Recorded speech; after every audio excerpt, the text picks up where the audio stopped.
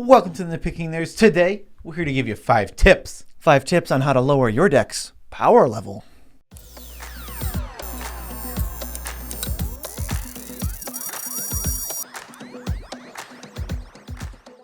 I'm your host, Joe Cherries. I'm your host, Beezy, and that makes us the Nitpicking Nerds. Have you been looking for a place to play Commander games? They might be, and if they are, then go to our Discord and just play games. We have games going constantly. All the time. Pretty much every single day. And if you want to have some perks within that Discord, head over to Patreon, because when you go to Patreon, we truly appreciate it. We can sense whenever someone goes to that website, and it fills me with a warm fuzziness every time. Someone just went there. I can sense it. Ooh. So what are we doing? We're just talking about ways to lower your deck's power level. This is actually something we've been doing a lot lately. We talk about in a lot of videos how we build towards 9s. We've been taking those 9s and tuning them down to more between 6 and 8. And that's because we are trying to make our decks a little more fun. We've done the high power thing at this point. And we're not saying that when we give advice in the future, we're still going to talk about making your deck a 9 and powerful, because it's tough to give advice not for power. But for now, we're going to tell you how to maybe lower that down and get it to a more reasonable, fun level. I mean, for me, I'm not tuning down anything. I built the 9s. Now I just want to do stupid jank. I have plenty of decks that are competitive, but now I just want to, if I find a nice little fun achievement to do, I'm just going to go for that and take full advantage of these 5 tips. First one, this one's kind of obvious, so we're going to throw the obvious ones up front, and then the people who really want some juice, you got to watch the video. Swap out haymakers / game winners. This one's simple. I have an example of this for myself that I've done. I had expropriate in my Omnath deck. Sure, it's super easy to cast. In fact, in an Omnath deck, you can easily, without any ramp, cast it on turn 5. Because you just go turn 4 Omnath, fetch land, get your mana, go crazy. But that's not super duper fun. So what I swapped out there for expropriate, I put in Rampaging Balos, which I don't consider a very good card overall. But I wanted to bring the deck more to a level where people would have fun. It was like a concession of, I want longer games than what you're getting. And also there's just, expropriate can go on any deck. It's just a blue card that when you play it, you're going to win. It has literally no synergy with Omnath at all. So you were in this weird spot where you're like, here's my landfall deck. Also, I win. Yeah. Like, oh, what were you landfalling for? Yeah, exactly. There's a million ways to do this. There's tons and tons of huge, super powered haymakers. We did a whole video on it. The ones that we would play and the ones that we normally wouldn't. What you can do with that video is take some of the ones we would play and put in some of the ones we wouldn't, so you can power down your deck. Yeah. Well, I mean, I wouldn't go right to the traps category, but the real takeaway is all game winners are not created equal. There's 5 that are just way above everything else. And even if you change, it's like changing Crater of Behemoths to End-Raise Forerunners. You're still going to win a percentage of the time, and it's this big splashy spell. But it's not just, okay, game's over. Yeah, every time you cast Crater, you pretty much win. Every time you cast End-Raise Forerunners, you usually eliminate a player or two. Yeah, it's like, oh, I can kill player, and maybe I can flicker it or trying to work something out that way. And then the same's true for Protean Hulk. I mean, you could just slam it and sack it and win, but if you realize your deck does that, and you're like, oh, it's not really what I intended for this deck. I don't get to, I'm trying to pull off this strategy, or I'm trying to pull off this other win condition, but I have Protean Hulk in my deck. It actually just holds you back from having some of the fun jank that you want to build towards. Yeah, and I want to say this. I think that building an incredibly powerful deck and then choosing to do janky things over winning, I think that's I feel like that's kind of patronizing to other players. I could win, but instead I'm going to toy with you and have fun. Yeah, I actually don't like that. I don't like doing that. It feels weird to me where you have, everyone's done that where, oh, shoot, I'm the best deck at the table. We didn't really talk about power level, or we all just hey, pull out a deck, I don't care. And you're like, well, I could tutor for a land. Nobody would know. It's no, you just got to win and move on and get past, rip off the Band-Aid and then either change the deck or change what deck you're playing for that. Yeah, I think the best thing to do is just, you take the win, you go, okay, I'm sorry, I apologize. This deck was either A, more powerful than I thought, or I was unaware of the power level. Let's play another game, and I'll bring out a different deck. Yep. Number 2, speaking of which, limit tutors. So if decks without tutors, just worse than decks with tutors. And the more tutors you have, the more consistent your deck is, the less variations of play your deck can have. Yes, exactly. Something about limiting tutors that I think is cool. Use the tutors that fit your deck. Like, so say you're playing like an enchantment deck, play Enlightened Tutor. That's fine. Like, but don't play demonic tutor. Say say you're playing black white enchantments. Sure. And so don't play your demonic tutors. Like, what does that have to do with your deck? It doesn't have anything to do with your deck. Same with vamp tutor. It's like those cards are incredible. They go in every single black deck that is trying to be max power level. For sure. 110%. But they don't have any synergy. They're not really cool. They're just going to go and get the same 5 to 10 cards. Yeah, just to wrap up with like the black-white Daxos enchantment deck, I guess. You're like, all right, my goal is to get a bunch of experience counters with Daxos. But if you like, it's very realistic that, if we don't follow the first two, we might end up in a spot where we're like, well, yeah, I need to win this game. I'm backs against the wall. I'll demonic tutor for Bolas's Citadel. And it's like, oh, maybe you could have, that has nothing to do with enchantments while still being the right play because, well, your haymaker was Bolas's Citadel instead of, some enchantment. Yeah, actually, a random thing about like, it's not on this list, so I'll say this now. Make your deck more synergistic, and based on synergies. Something with my Liza deck. It plays a bunch of combos, but they're all life gain based combos. Every single one of them. I don't play any other type of combo. I only want to play life gain, and that's what the deck does. For example, you might combo with Veto and Exquisite Blood, which is what your deck's trying to do anyway, but you won't be comboing with Basalt Monolith, Rings of Bright Hearth. Exactly. Yeah, that's a perfect example. I'm not going to be doing that kind of stuff. I'm going to be doing, I have Bolas Citadel in this deck, but it's like, if I build give me a random black deck. Jund Sapperlings. I don't need to throw Bolas Citadel in that deck. Bolas Citadel has synergy with Liza. Like, it makes sense to me to play it in that deck. And like, that's how you can choose your staples. Choose the staples that synergize with you. Yes. Number 3, this one's a little bit more specific. All right. Mm-hmm. All right. You still with us? Remove extra turn spells. Extra turn spells just take whatever turn you're doing and they change it from, well, that was a really good turn to the game is over right now. Yes. And we actually had a discussion about this yesterday on Discord. People mentioned that extra turn spells were so good in EDH. I'm like, yeah, it's the inherent property of them because when you sit down, somebody actually mentioned they played a 10-player game where they had it was a game mode. It was a game mode, so it wasn't specifically regular EDH. So it was a little better. But they mentioned that they had to ban extra turn spells. Yeah, because the more players that are in the game, the more powerful an extra turn spell is. You have 1/4 of the turns in a normal game. Adding an extra turn is incredibly powerful. If you go to 1/10, extra turns, they just go up. The more players enter a game, the more powerful extra turn spells will always become. Yep. Usually, these don't have any synergy that you can build the extra turns deck. I mean, that deck sounds like something, but there is an extra turns deck. I just think throwing one in because you have one in your trade binder actually might just be a mistake depending on the type of games you're looking for. If you're looking to power down your deck, I think easy thing to do is just take out the extra turn spells. You're going to have more room for fun stuff or removal or whatever your deck's game plan is, and less sort of maybe one of the differences between, the really high power level and the low power level is, well, when I do my thing, I'm just going to take an extra turn and kill you right away. Or what might create more tension is, I did my thing. Can you guys answer it? These wait until I untap things, they make the games a lot more interesting because if you go off and you win all in one turn, that's fine. That's the optimal way to play. You untap and you go off in one turn. And if you're playing high power level, yeah, do that. That's what you should, absolutely 100% should do. But it is definitely more fun to go, okay, I will win next turn. Stop me. All right, stop me. I dare you. And it's I'm fine with being stopped. I've done that before. I've passed the turn with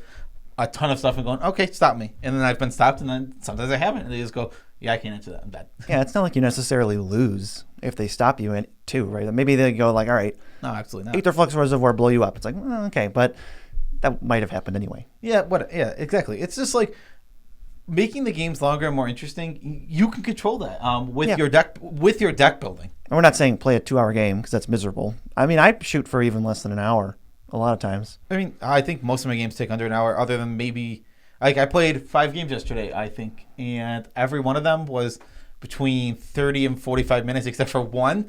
And that was a 2-player game that dragged on for an hour, and that was ridiculous. All right, number 4, what is it? Number 4 is removing staples, lame staples. We literally wrote lame staples. Well, I mean, there's just so many staples that you can put in your decks. Let's just say you have, this is just an extreme example. If you have 10 mana crypts, you don't have to play 10, and you have 10 decks, you don't have to play 10 mana crypts. For your low power decks, I would cut the mana crypts. Like, obviously they're A1, A+, probably the best card in all of Commander, but you don't have to play that. I mean, honestly, I don't even think you need to go that far to cut like mana crypts and soul rings. If you're trying to power out some goofy strategy, you power it out 2 turns ahead of time. I'm more on the like Necropotence, Dockside Extortionist, Hull Breachers, cards that have like probably 0 synergy with your deck, and they're just like staples because why wouldn't I throw this in? Well, I can tell you why you wouldn't throw it in if you're trying to lower your deck's power level. Yeah, exactly. Necropotence is super lame. I have it in one deck. I have 3 black decks actually. And I only have it in one of them because I don't want to play. It's in Liza because, again, life gain. Pay life. It makes sense. Yeah, that can be just like kind of like a game where it's like, draw 50 cards. Yeah, I'm never gonna do that. I usually just refill my hand up to 7, which is that card. The card Necropotence. If it says refill your hand up to 7, lose the difference life. That card is still insane. Yeah, that card's still too good. Yeah, there's just a bunch of different lame staples. I can't go over all of them. You kind of know it when you see it. Cyclonic Rift, if you're not counting it as a haymaker, definitely falls under this. I haven't played Cyclonic Rift in a deck in like years. I have it in one deck, and I've only ever had it in one deck, I think. Yeah, exactly. There's just a ton of things. Yeah, this is really cool. This is a great example of like a way to just power down decks. There's so many like easy staples that like Smothering Tides in there and Dockside Extortionist. These are easy ones. If you want to make your deck less powerful, more consistent, Rhystic Study. Oh my God, Consecrated. They're all coming to me now. Yeah, Consecrated Sphinx. I mean, I feel like we just did a video on this. Yeah, we did. But these cards are all really good. And if you want your power level to be super high, you should play them. But if you want to make the games like kind of go out longer and have more fun, you can avoid them. Right, if you just want more room for like play and counterplay and not just a bunch of, hey, you didn't answer this, you lose. Actually, one thing I want to mention here, lower power level also is inherently more fun. No, yeah, that's true. Yeah, we're not. I'm not saying anything is inherently more fun. But I'm saying like longer, drawn out games that might be more interactive. I mean, we're increasing variance basically. Yeah, exactly. Yeah, we're talking about more interaction and more like maybe some longer games. This isn't inherently more fun. If you enjoy CEDH and you enjoy games that are 10, 20 minutes, that's fine.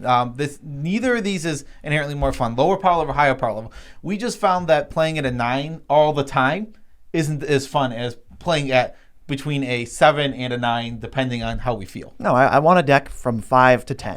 Mm-hmm. So, like, I have multiple decks at multiple power levels. It's definitely great to have that, and I've used some of this for my decks that want to just be a little jankier.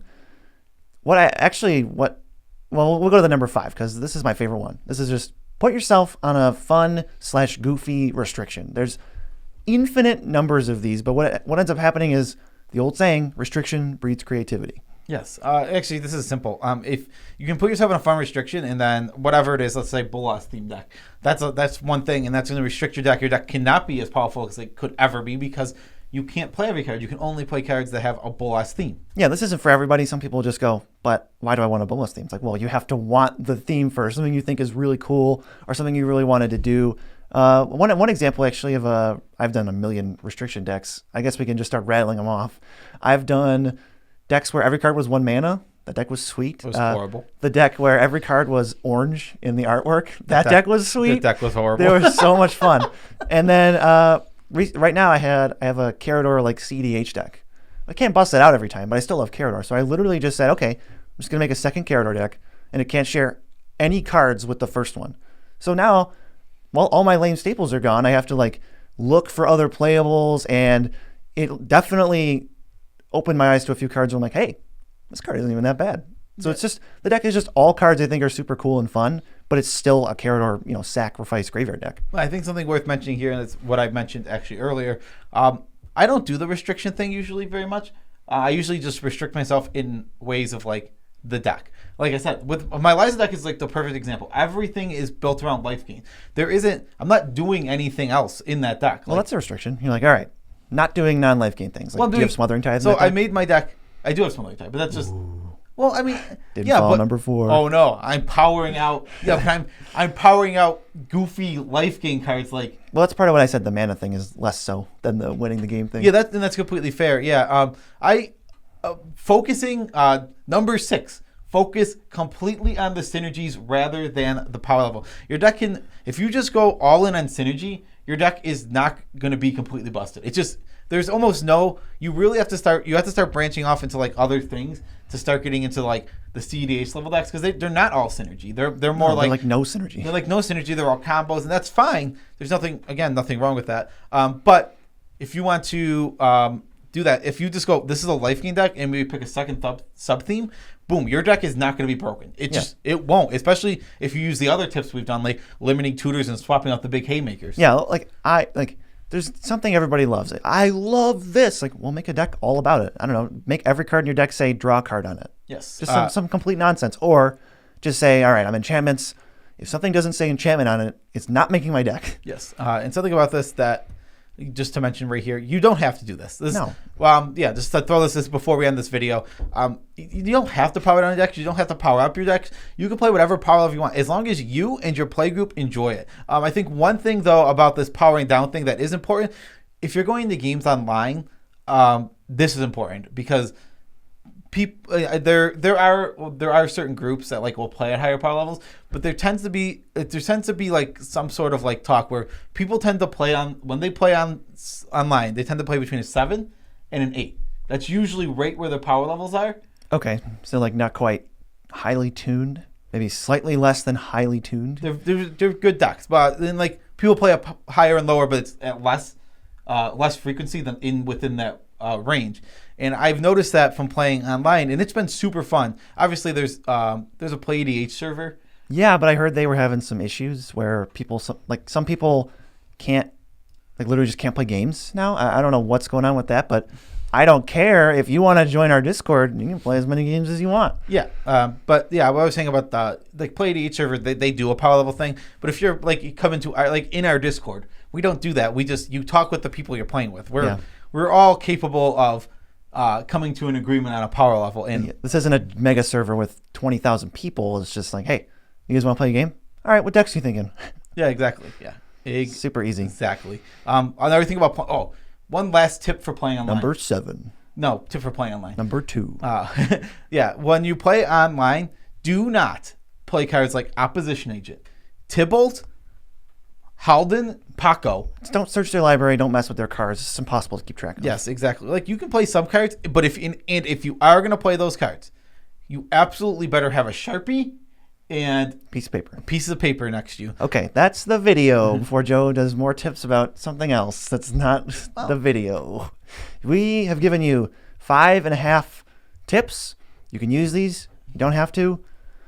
Just whatever makes you happy, man. I don't know. If you're trying to power up your deck, we have every other video we've ever made. If you are trying to power down your deck, this one's for you. Yes, exactly. Special shout outs to all of our patrons. We love you all as much as we can without making you uncomfortable. You guys are Zapoopy babies, and we love you. Yes. If you can also go to the TCG Player link in the description, where it'll take you to TCG Player. Just navigate where you want to buy cards. Then once you check out, TCG Player just sends us money. Dang, just directly to us? Yeah, and they say, well, that guy was really cool. Or that girl was really cool. They supported local game stores and the Nitpicking Nerds. Yeah. I can't believe how cool they are. I mean, well, might as well shout out some. While we're here, might as well be nice and shout out. At the end of the video, we should shout out some people that have been great. Whiskey, thanks for always hitting up the TCG Player link and being just an awesome dude overall. Easily the number 1 TCG Player link user. I don't know who could ever top him. Whiskey BZ will send you his modeling pictures. My headshots? Your headshots, I need those. You're working on getting into the next... I'm not going to make that joke. Okay. I'll explain the joke to you after the video. I'm not throwing pot shots. Love you all. Well, we're done. That was a tidbit. Peace out, Tribe Scout.